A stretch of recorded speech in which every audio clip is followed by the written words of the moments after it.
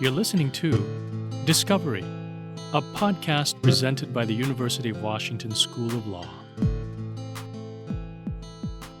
Welcome to Discovery, a podcast where we interview the University of Washington School of Law's distinguished faculty and guests to the law school who are legal experts from around the world.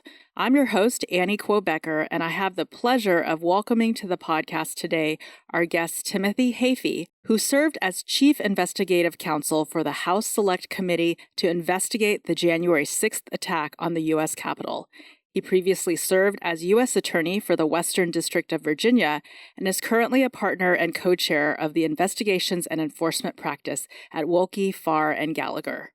In 2017, he authored a report commissioned by the city of Charlottesville on the city's handling of the events surrounding the Unite the Right rally on August 11th and 12th, 2017. Welcome, Tim. Thanks so much for being with us. Thanks, Annie. Appreciate it. Tim, when you came to the law school in January to speak with our faculty, your book was literally hot off the press. For our listeners, Tim Heaphy wrote a book called Harbingers, What January 6th and Charlottesville Reveal About Rising Threats to American Democracy. How's the book tour and the reception going from your vantage point, not quite 6 months into the current administration? It's been going great, Annie. Thank you. And the issues discussed are really continue to be directly relevant. There's a lot of discussion about the state of our democracy with the administration and a lot of the aggressive actions it is taking. So while the book was written prior to the election, a lot of the themes developed, I think, are only more relevant as we move forward into the new administration. So it's been a lot of fun. I've been all over the country talking about the book. I have a bunch more events on the calendar. It's always great to engage with people that care about these important issues. Mm-hmm. And that's a critical point, that the book was written before the election, but it's also a record, like a time capsule or snapshot of the sentiments in our country that fueled Donald J. Trump's return to the presidency. Even after all the reports on the Charlottesville riot and the January 6th insurrection, the investigation of which you helped lead, why did you feel led to write this book? As you said, Annie, I led these two investigations of these seminal events in recent American history, and I see a lot of parallels between them, and I felt like I had this unique vantage point to bring them into common context and draw those direct parallels. The city of Charlottesville hired me to do an independent review of how my own client, the city, managed the racist protests in 2017, and then I led the House of Representatives investigation into the January 6th attack, and I just saw all the way through the January 6th matter, lots and lots of parallels with what I had learned in Charlottesville. And that was really the impetus of the book, was to put them together. And I didn't just want the book to be a recitation of the facts. I wanted to zoom out from those facts to derive some broader lessons about where we are as a country. So the first part of the book kind of draws the connections between the events, and then the second part talks about what they reveal about where we are as a democracy, and then offers some thoughts about the way forward. Yeah, and I definitely want to get into, not only the historical context, that lead up to those reports and your gathering of evidence, the testimony and interviews with the participants, the planners and witnesses, as well as the descriptions of interactions with lawmakers, law enforcement, and generally the whole scope and operations of the investigations from the outset. I'm wondering, the way the book is organized, we've got a chapter on Charlottesville, a chapter on January 6th, and then a whole chapter on social media, a whole chapter on law enforcement and division in our country. Did you decide to organize the book that way because of the common themes that you saw between the two events? Yes, just exactly. Right. One of the big commonalities was real failure of institutions of law enforcement to protect public safety at both events. That was an obvious parallel. The way the events were organized and the way more and more people who were at the events get their information in this country via social media was another parallel. And they both revealed what I think is the core divide in this country, Annie, now, which is no longer kind of left versus right, liberal versus conservative, but rather those who believe in institutions and then those who just who don't believe government or mainstream media or higher education really work in their interest. In my view, both Charlottesville and the attack on the Capitol were spasms of anger at institutions. And that's a broader and deeper sentiment in this country that transcends politics. And I wanted to kind of draw those connections before I started talking about remedies. So that's why the book is organized as it is. You just mentioned the word anger. And anger and apathy are two very different reactions to the cynicism that pervades the state of our democracy today.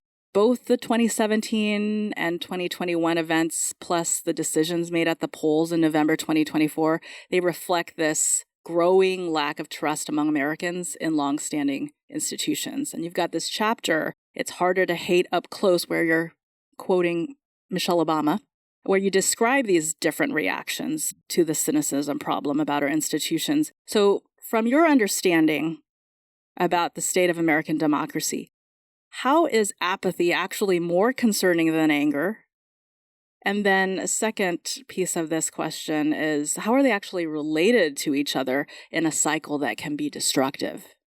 Yeah, so they're definitely related. And I do think apathy is more dangerous. So look, again, a lot of people in this country have lost faith in government, have lost faith in a lot of institutions. And that can manifest in lots of different ways. What we saw in Charlottesville and what we saw at the Capitol was that anger leading people to commit acts of violence. In Charlottesville, it was violence, interpersonal violence against those on either side of that event, sort of demonized each other. At the Capitol, it was anger manifested at the institution, the building itself, and the joint session that was taking place inside.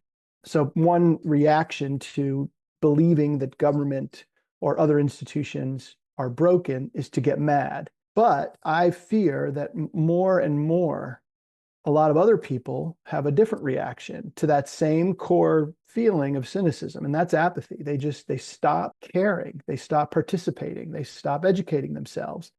They stop reaching out to find common purpose with their neighbors and the people in their lives. They stop voting. And to me, Annie, that is ultimately a bigger threat to democracy than anger, right? We can manage anger. And I hope that some of the lessons learned from Charlottesville and January 6th and the ongoing work of law enforcement to kind of protect us will lead us to be more successful and we have historically been successful at sort of quelling anger and protecting people. But apathy is harder to fight. And in the 2024 election, about 2/3 of registered voters went to the polls. And that doesn't even include a large number of Americans who were eligible to register to vote who did not. So when people sit out the process and do not exercise the right to vote or other engagements in civic life, then we're giving outsized power to people that may not have the common good in mind. And I fear that in an age of a polarization, division, that more and more people are getting apathetic. And the book is sort of a call to participate, a call to engage, an argument as to why it's important not to let yourself fall prey to that apathy.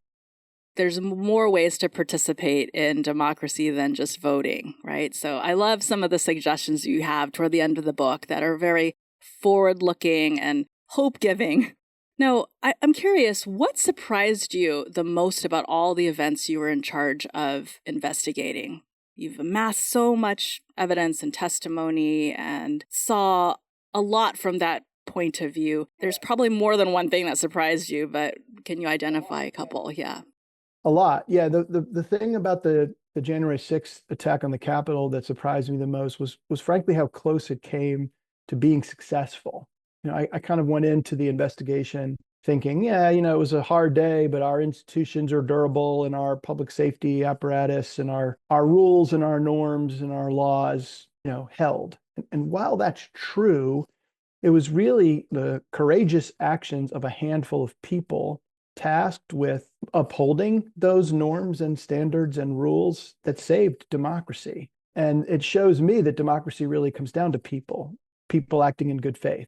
People like Vice President Pence, who resisted strong pressure from the president and ultimately an angry mob that the president launched at the joint session to put the Constitution and his fidelity to purpose over his political self-interest. And state officials around the country, Republican office holders who counted and recounted ballots and said the results favor President-elect Biden and We are not going to subvert the rule of law because we're disappointed in the outcome. So there were lots and lots of people who stood up and did the right thing. And that is really a huge lesson learned, because that is what it takes. And that also sets up my advice, which is democracy comes down to all of us. It isn't some external force or somebody else is going to protect it. We have to protect it ourselves. So it really does come down to people.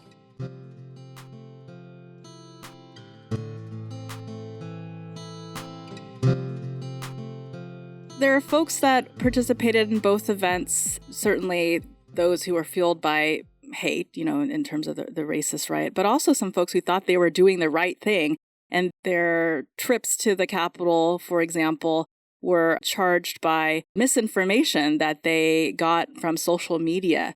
I thought your chapter on social media was fascinating in terms of how social media played a central role in spreading misinformation about the 2020 election, and also played a role in organizing and recruiting participants.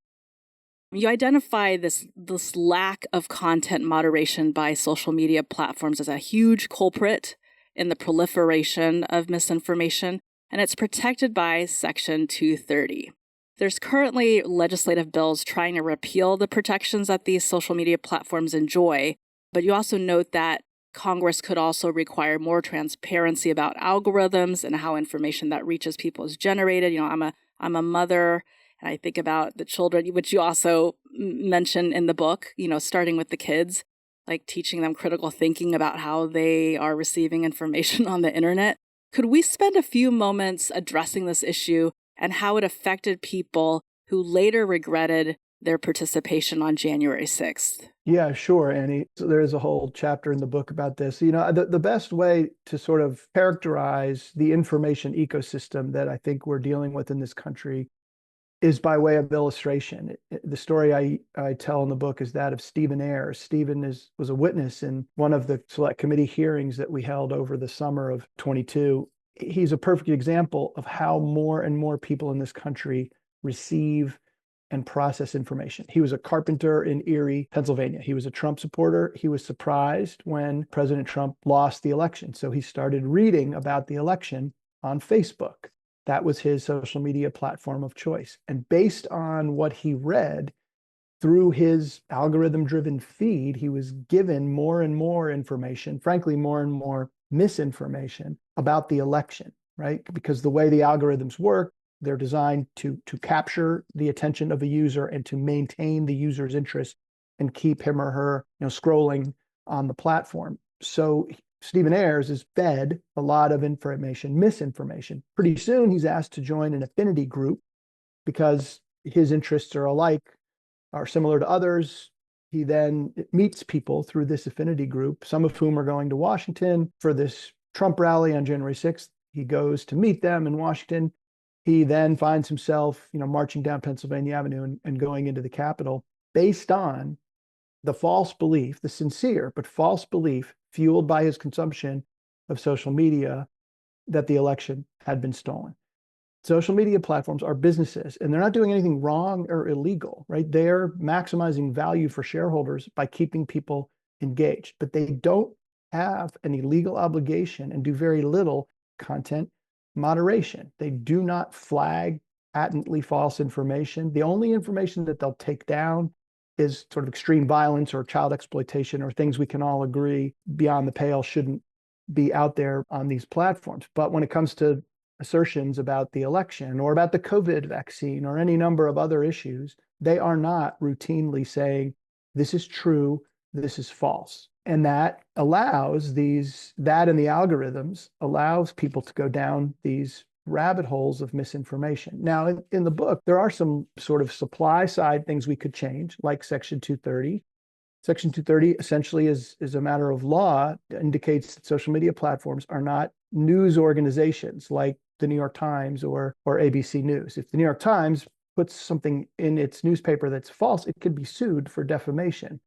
Social media platforms are viewed under Section 230 of the Communications Act as essentially bulletin boards, where it's the people that are posting content that are held to the standard of veracity, not the bulletin board. So we could change that. If we did, it would result in a lot of content moderation and a lot of things, frankly, that are protected speech that would not be available. And there's a risk that the remedy would be over-inclusive and deprive people of a lot of information that in the marketplace of ideas might be useful or conversation provoking. We could also require transparency, like the social media platforms zealously guard these algorithms as trade secrets. There could be forced to provide more information to consumers about how it is information is promoted through the feed. We could also reduce or eliminate the use of these sort of bot accounts or fake accounts. This is hard to do as a practical matter, but so many of the algorithms are sort of fed by these fake accounts that are meant to influence the algorithm and drive more misinformation to particular audiences, and some sort of restriction on those accounts might be helpful. But ultimately, Annie, as a parent, you understand this. I think it's really the demand side solutions that we really can and should focus on right away. We have to help our kids understand how the platforms work, help them be critical thinkers, challenge orthodoxy, expose themselves to contrary views, help them navigate this new social media driven information ecosystem so that they are not like Stephen Ayers, blindly following along these rabbit holes of misinformation, but are sifting what they are getting and reaching out to different sources. So my focus really would be on all of us educating ourselves and being educated consumers in this information marketplace, but particularly our kids, helping them be critical thinkers and get access to information that will ensure that they get a balanced approach. Absolutely. And since the kids are so influenced by the internet these days, that addressing that piece is so critical for avoiding similar episodes of political violence in the years ahead, for the future generations. Could we briefly discuss some of the solutions that you proposed for the law enforcement debacles that happened, which you expressed deep respect for law enforcement, but that you identified that problems lay more on the planning level there for both of the events? Yeah, I've worked in law enforcement and worked with men and women who wear the uniform and at all levels my whole career and have immense respect for them. That said, Charlottesville and January 6th were real failures of law enforcement. And then there are a lot of reasons for that. First of all, Annie, they were not either intelligence or resource failures. Plenty of information in advance of both events suggested violence. Plenty of bodies, different agencies prepared to send people to these events. So it was not, hey, we didn't have enough people or we had no idea what was coming. It was a disconnect between the information and a misalignment of the bodies to adequately address the threat at the events. The reasons for that are pretty simple. One, all of the apparatus of institutional law enforcement is really siloed. We don't do a good enough job sharing information between agencies. So at the Capitol, what the Secret Service knew wasn't necessarily shared with what the Metropolitan Police or the Capitol Police or the FBI, right? We had informal attempts to share information, but we don't yet do a good enough job synthesizing and aggregating intelligence. The FBI, in my view, puts onerous restrictions on their ability to do anything with protected speech, open source information. So if an agent is scrolling Facebook and sees someone post a photograph of himself with an AK-47 saying, January 6th is like 1776, see you in Washington, right? That is insufficiently specific or credible for them to open a preliminary investigation. And if they don't open a preliminary investigation, they don't do anything with the information. It doesn't get aggregated, cataloged. They don't do anything prophylactic, like go knock on that person's door and say, sir, I see you posted this picture. What are your intentions? Because of concern for chilling protected speech and free association, if it's in the category of just stuff that they perceive because it's out there open source, they put real restrictions on their ability to do anything with that. I think too many restrictions. They're not imposed by law. This is FBI policy. And then the last thing, Annie, is race, right? We continue to misassess danger in my view, in this country based on the race of the people who present that perceived danger. The essence of law enforcement is the assessment of danger, whether it's an officer making a decision to stop a vehicle because of a perceived threat or an organization evaluating intelligence. That is the assessment of danger. And that's a very subjective process. And in my view, in that subjective process, we misassess danger, minimizing it when it comes from middle-aged white guys who are perceived to be pro-police, like the crowd in Charlottesville and at the Capitol. We don't seem to get that. No, they're serious in this intent to commit acts of violence. And then we overestimate danger when it comes from black and brown protesters. You look at the summer of 2020 and the very different level of organizational response, heavier, more riot gear, more aggressive posturing. I think some of that, and I want to make the point here that it's implicit. I didn't meet officers at the Capitol or in Charlottesville who were sympathetic to the rioters. They were frustrated at their planners' poor operational plan. So I don't think we have a lot of explicit bias in law enforcement, but we have a lot of implicit bias, and we should talk about that. We should flag this issue, and we should do what we can to try to counteract it. Like all these things, Annie, we can't fix them unless you kind of honestly and candidly recognize them as a threshold. Right. Yeah, I definitely appreciate your calling it out for what it is, that the response or planning would have looked very different had it been a horde of black men I think descending so. upon the Yeah, it U.S. would have been very Capitol. different at the Capitol Yeah. if it were a bunch of angry Mhm. black men who don't like police. We would have had a very different posture. Yeah, that from a federal prosecutor. When we're talking about the tragedy that befell our country on these two instances, there's a lot of opportunity in tragedy. And you mentioned that this division can be met with ways to bring people together to pursue common purpose and common goals. Can we talk a little bit about the solutions in some of your later chapters? Balloons is the name. Where do we go from here? Because your tone was one of measured optimism. And I remain optimistic even now, because I think, Annie, that people who live in this country have so much more in common than things that divide them, right? With the things that we share, the desire for our kids to go to a good school and to live in a safe neighborhood and to have the equal opportunity to pursue things that are important to us, that we all share those basic core values. Even if we disagree sometimes politically or in terms of how to achieve those goals, we all share the same raw stuff. And unfortunately, I think over the last 50 years or so in America, we increasingly live in these silos where we don't really have much of an opportunity to talk to, learn from, interact with people who are different from us. Some of that goes back to the social media ecosystem in which we live. We now, most of us are only getting a narrow spectrum of information that perpetuates our worldview. Some of it is economic disparities in terms of where people live and work and go to school. And some of it is the erosion of institutions that used to bring us together, like church membership or civic organizations. So in the book, I advocate for both big picture and small picture coming together, right? Like big picture, I would love to see a national service program.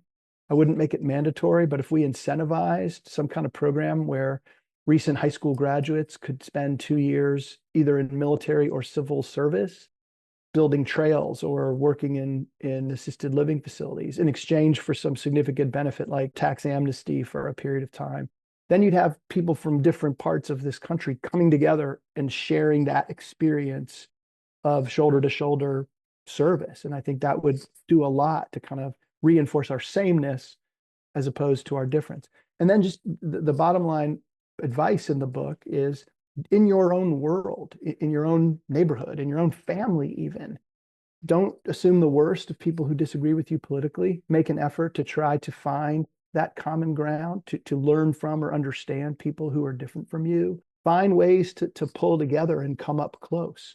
Michelle Obama said, it's hard to hate up close. She describes going into rooms throughout the time of her husband's presidency where people were skeptical of her and her husband because of politics. And that when she just had conversations with them, when they talked about their kids or they talked about the weather, then those barriers broke down. And she said, if Barack and I could just meet everybody in the country, we'd be fine. And I kind of believe that if everybody in America lives in the world with that attitude, I'm going to find a way to make common cause with that guy with the Trump sign down the street, or that person who sits down the hall from me at work who may not have voted like I do. I'm going to find a way to connect with her. Then I think we'll all be fine. Because again, democracy comes down to people who are going to do the right thing.